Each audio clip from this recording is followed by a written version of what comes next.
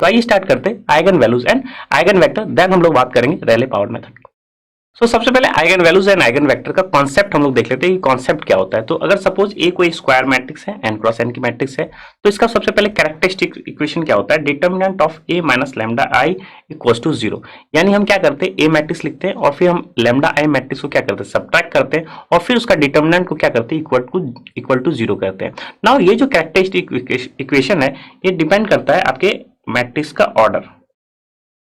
तो सपोज एक क्या हमारा एन क्रॉस एन मैट्रिक्स है, तो हमारे लिए कैरेक्टरिस्टिक इक्वेशन क्या हो जाते हैं, डिटर्मिनेंट ए माइनस लैम्डा आई। तो अगर सपोज हम ये करें कि ए अगर हमारे पास 2 क्रॉस 2 की मैट्रिक्स है, सो ओवरऑल हमारे लिए ए की फेस कुछ इस टाइप से होगी, A B C D let, और हम क्या करना चाहते हैं, ए माइनस लैम्डा आई। तो ए माइनस लैम्डा आई निकालेंगे तो ए की वैल्यू तो हमारे लिए क्या है, ए बी सी डी है, minus lambda difference of two matrix. तो आई का भी ऑर्डर क्या होना चाहिए, 2 क्रॉस 2। तो आई के लिए हम क्या यूज करेंगे, 1 0 0 1।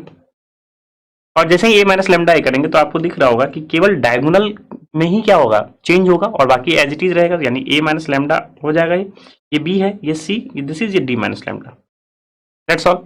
यही आपका क्या हो जाएगा, ए माइनस लेमडा आई। और इसका आप क्या करेंगे, डिटर्मिनेंट को किसके इक्वेट करते हैं, जीरो के इक्वेट करते हैं फॉर कैरेक्टरिस्टिक इक्वेशन। तो कैरेक्टरिस्टिक इक्वेशन के लिए क्या हो जाएगा, A minus lambda B C and D minus lambda is equal to zero.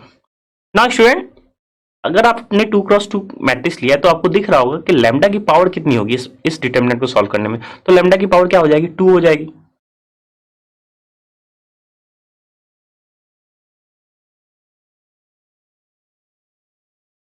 ये हमारा क्या हुआ, एक क्वाड्रेटिक इक्वेशन हुआ इन लैम्डा। तो यहां से लैम्डा की दो वैल्यूज आएगी, lambda 1 and let's say lambda 2। तो हो सकता हो ये लैम्डा 1 और लैम्डा 2 इक्वल भी हो सकता है ये लैम्डा 1 और लैम्डा 2 डिस्टिंक्ट भी हो सकता है। यहाँ लैम्डा 1 लैम्डा 2 रियल भी हो सकता है, इमेजिनरी भी हो सकता है। ये तो कॉन्सेप्ट है हमारा आइगन वैल्यूज को फाइंड आउट करने में। तो हम कैरेक्टरिस्टिक इक्वेशन लिखते हैं, तो जिस तरह से हम 2 क्रॉस 2 के लिए लिख सकते हैं उसी तरह से क्या होगा, 3 क्रॉस 3। सो ओवरऑल हम करते क्या है, ओवरऑल केवल हम डायगोनल में माइनस लैम्डा करते हैं अगर मैट्रिक्स ए गिवन है, और उसका डिटर्मिनेंट को किसके इक्वेट कर देते हैं, जीरो से। और वहां से हम क्या कर सकते हैं, एक पॉलिनोमियल इक्वेशन आ जाती है जिस इसके टर्म में आ जाती है, लैम्डा के टर्म में आ जाती है, जिसको हम इवेलुएट करके सॉल्व करके हम लैम्डा के वैल्यूज निकाल लेते हैं। नाउ ये तो बात थी कि जब कैरेक्टरिस्टिक इक्वेशन से लैम्डा को फाइंड आउट करना। Now what about eigen vector, so these are known as eigen values. So these are your eigen values. Now eigen vectors for each lambda हम क्या निकालते हैं, eigen vector निकालते हैं। और कॉन्सेप्ट क्या है हमारे लिए,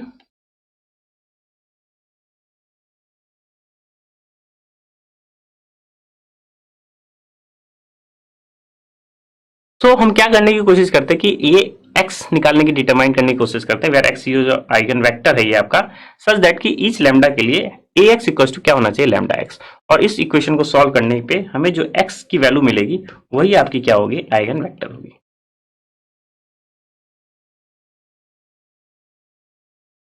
तो नॉन जीरो हम हमेशा निकालने की कोशिश करते हैं, जो है आपका आइगन वेक्टर क्या होना चाहिए, नॉट इक्वल टू जीरो, यानी कि 0 0 0 फॉर्म नहीं हो जाए, या कह सकते हैं 0 0 नहीं हो सकता है, नहीं लेंगे हम, अदर केस लेंगे जो अगर जो है इंडिपेंडेंट के फॉर्म में आ जाता है तो उसको हम के की हमारे पास चॉइस होती है, हम कोई भी वैल्यू फ्री वेरिएबल लेके हम सॉल्व कर सकते हैं। सो ओवरऑल कॉन्सेप्ट क्या है, आइगन वैल्यू निकालने का, हम कैरेक्टरिस्टिक इक्वेशन लिखते हैं, उसका हम डिटर्मिनेंट सॉल्व करते हैं और हमारे लिए क्या हो जाता है, आइगन वैल्यूज आ जाता है। और ईच आइगन वैल्यूज के लिए हम आइगन वेक्टर निकाल लेते हैं। सपोज यहाँ लैम्डा 1 और लैम्डा 2 था, तो हम यहाँ क्या करेंगे, ax equal to lambda 1 x को सॉल्व करेंगे और फिर हम ax equal to lambda 2 x को सॉल्व करेंगे। यहाँ से हमारे लिए एक x आइगन वेक्टर ये आएगा और इस इक्वेशन को सॉल्व करके दूसरा आइगन वेक्टर हमें ये इक्वेशन से मिल जाएगा। सो आई क्वेश्चन आपको कॉन्सेप्ट समझ में आ गया होगा, रिकॉल हो गई होगी, आइगन वैल्यूज क्या होती है, आइगन वेक्टर क्या होती है। Now student, largest eigen value क्या होगी, तो ऑफकोर्स जो अगर हम मैग्नीट्यूड की बात करें तो अगर मैग्नीट्यूड में जो है वैल्यू बड़ी होगी उसी को हम क्या कहेंगे, लार्जेस्ट आइगन वैल्यू कहेंगे। लेट्स से लैम्डा 1 और लैम्डा 2 की बात हो रही है, तो अगर लैम्डा 1 का मॉडुलस वैल्यू क्या बड़ा हो किससे, लैम्डा 2 के वैल्यू से, मॉडुलस वैल्यू से, तो हम कहेंगे लैम्डा 1 क्या है, लार्जेस्ट आइगन वैल्यू है।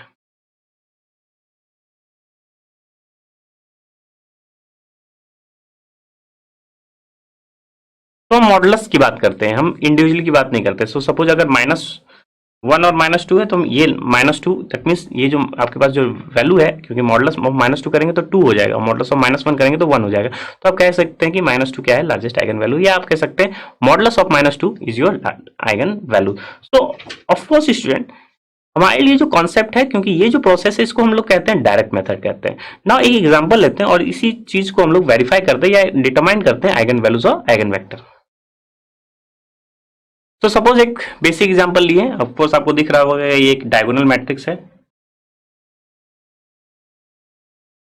तो अगर कॉन्सेप्ट पता है आपको डायगोनल मैट्रिक्स का आइगन वैल्यूज क्या होता है, डायगोनल एलिमेंट्स।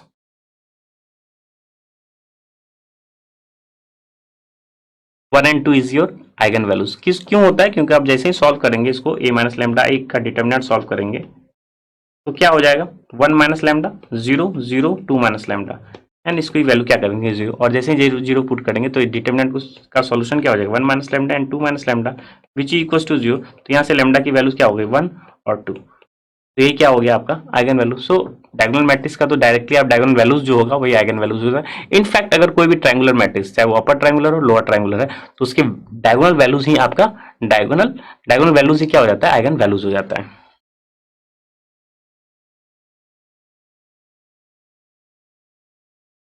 ना सपोज आप 2x2 है, कोई एक 2x2 की मैट्रिक्स है, तो इन जनरल हम निकालने के लिए तो तरीका या तो हमारे पास एक डायरेक्ट लैम्डा स्क्वायर में एक इक्वेशन होती है, या अगर हम इसको मेथड से सॉल्व करें तो हमारे लिए a माइनस लैम्डा आई का डिटर्मिनेंट क्या होना चाहिए 0 होना चाहिए।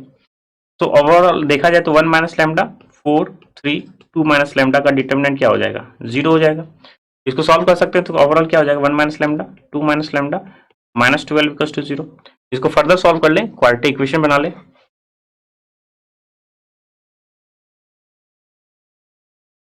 सो ओवरऑल इस 1432 के लिए कौन, अगर आप कैरेक्टरिस्टिक इक्वेशन की बात करें तो कैरेक्टरिस्टिक इक्वेशन से हमें क्या मिला, लैम्डा में क्वाड्रेटिक इक्वेशन मिला, lambda square -3 lambda -10 equal to 0। इस क्वाड्रेटिक इक्वेशन को सॉल्व कर सकते हैं, यहाँ से क्या कर सकते हैं हम लैम्डा की वैल्यू निकाल सकते हैं। तो ओवरऑल अगर दिख रहा है आपको फैक्टर, हम फैक्टर से सॉल्व कर सकते हैं, 5 और 2 क्या हो जाता है फैक्टर हो सकता है इसका।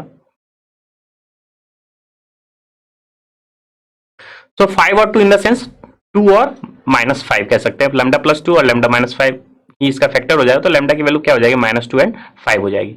सो स्टूडेंट या तो आपके पास ये वे जो है 2x2 मैट्रिक्स के सॉल्व करने के लिए जो एक क्वाड्रेटिक इक्वेशन बनाते हैं उसको सॉल्व कर लेते हैं, या in general matrix and theory में आप डायरेक्ट जो है हम लोग ऑलरेडी स्टडी कर चुके होते हैं कि हम डायरेक्ट हम क्वाड्रेटिक इक्वेशन लिख सकते हैं, lambda square minus trace of that matrix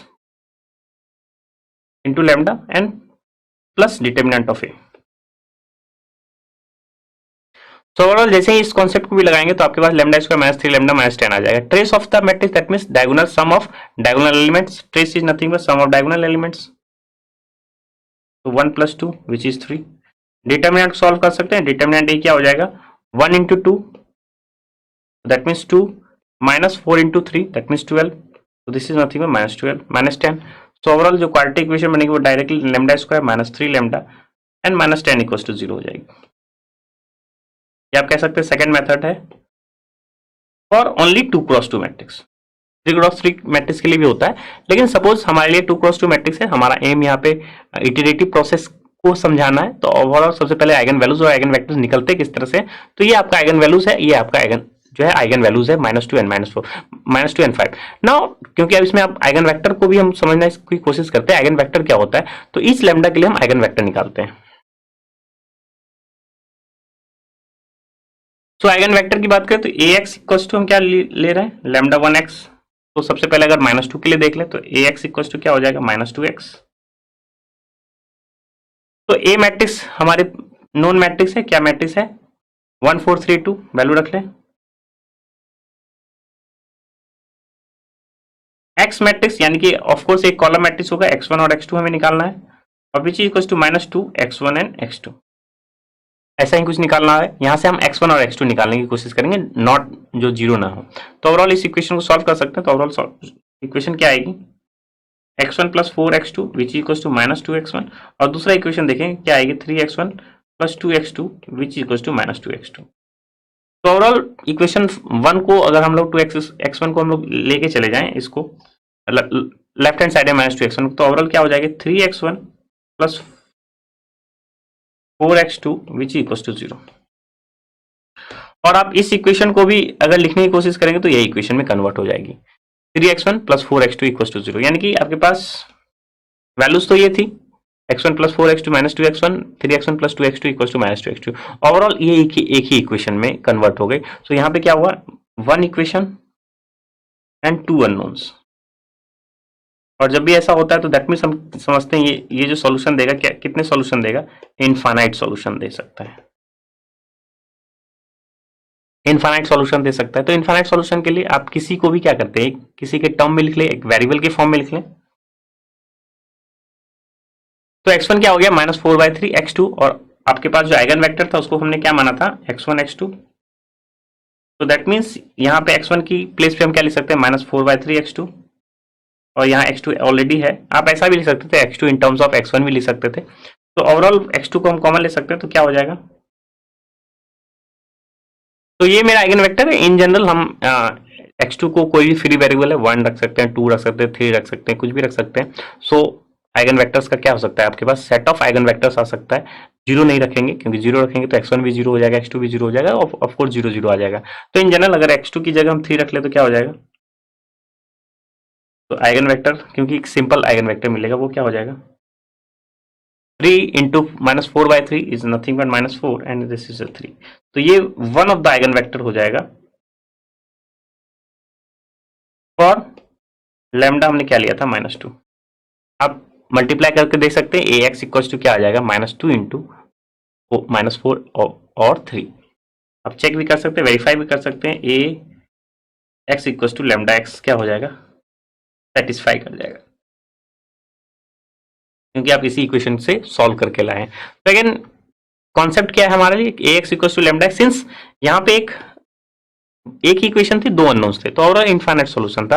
तो एक को हम किसी के टर्म में लिख लें, यहाँ पे आप x2 को भी इन टर्म्स ऑफ x1 भी लिख सकते थे। सो ओवरऑल x की वैल्यू x2 -4/3 1 है। आप कोई भी केस ले सकते हैं, एक जो अगर ऑब्जेक्टिव टाइप में आता है तो इन जनरल आप ये चेक कर लेते हैं कि कौन सा केस जो है ऑब्जेक्टिव से मैच करता है। तो यहाँ पे सिंपल केस x2 = 3 लिया, तो 3 इंटू दैट मैट्रिक्स। तो आप क्या कर सकते हैं, इसका मल्टीप्लीकेशन करते हैं तो सबके साथ मल्टीप्लीकेशन होता है, इसलिए -4/3 इंटू 3 एंड 1 इंटू 3 दैट्स 3। तो ये आपका क्या हो गया, आइगन वेक्टर हो गया for lambda equals to -2। Similar eigen vector आप निकाल सकते हैं फॉर लैम्डा इक्वल्स टू 5 के लिए, और सिमिलर प्रोसेस से। So student overall I hope आपको कॉन्सेप्ट समझ में आ गया है कि eigen values and eigen vector होता क्या है, किस तरह से हम डिटरमाइन करते हैं, डायरेक्ट मेथड। और ये सब सारे मेथड क्या कहलाते हैं हमारे, डायरेक्ट मेथड।